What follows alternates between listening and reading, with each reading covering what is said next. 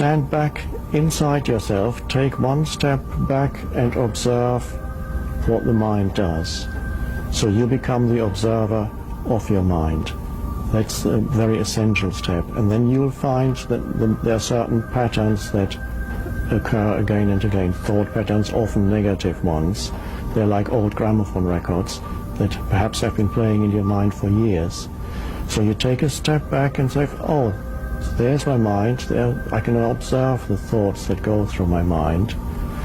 So your sense of identity shifts from being the thought to being the observer of your thoughts, sometimes called the witness.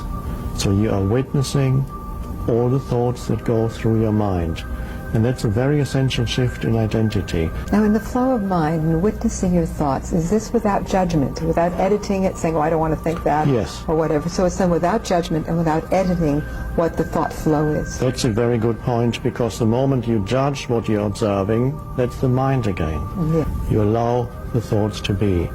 But if you allow the thoughts to be, they lose their energy, because you're no longer feeding them energy through your identification. It's when you're totally identified that all the thoughts actually feed on you, on your life energy. Yes.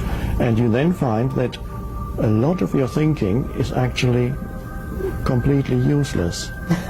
It's true, especially in the middle of the night when you're solving every single problem in the world in your mind, and you wake up in the morning and certainly it wasn't that bad, and you're not solving it anyway by tragedizing. And in fact it was creating problems rather than solving. Exactly, like sleeplessness. Yeah.